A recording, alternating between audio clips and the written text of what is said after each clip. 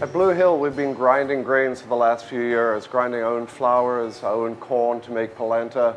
It really came out of this desire to approach grains as if we were looking at any other fresh produce. Flour is usually the most overlooked in the kitchen. Commercially ground flour can be sitting on the shelf for who knows how long.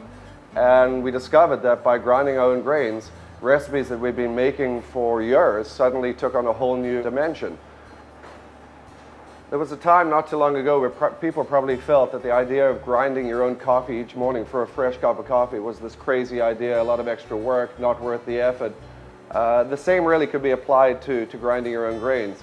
It is an added step, but for somebody who is an avid cook, is an avid baker, it's a step that ultimately is going to pay off. And the reason why you're getting so much more flavor out of these, number one, obviously it's fresh, but you're grinding grains that still have the germ, that still have all the goodness in there that is actually milled out in commercial milling processes. So you're getting everything there, and that's where all the flavor is. We keep our grains in the freezer or the fridge, and we really just grind enough for what we're baking each day or what we're cooking with each day. The grinding process itself is really straightforward and doesn't require any special equipment beyond a KitchenAid stand mixer. And KitchenAid makes a great grain mill attachment.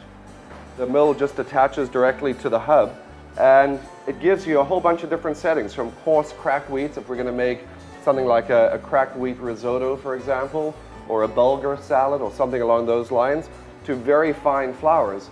Once you've attached the mill attachment to the KitchenAid, it's really just a matter of choosing the degree of fineness or coarseness of your grain. In this case, we're going to grind some emmer wheat, ancient heirloom variety of grain, that we're going to grind all the way in the very finest setting. We load up the grain mill hopper with the whole grains. And at this point, it's just a matter of turning on your machine.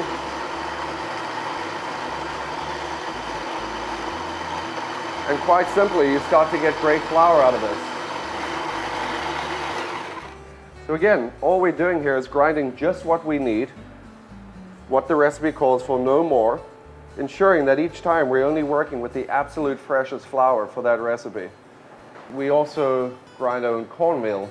We make our own polenta, corn cookies, cornbread, using things like the Wapsi Valley corn.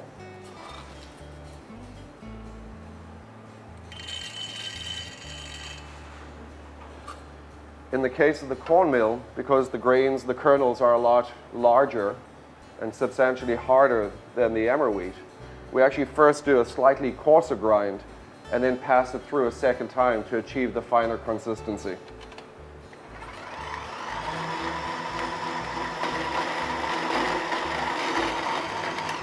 So once we have a sort of a medium fine grind, we actually pass it through the grinder again, through the mill again, on a finer setting.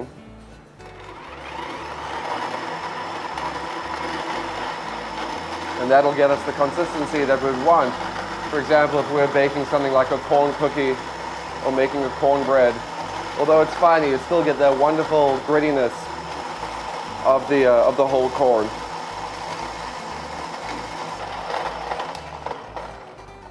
So there you have it.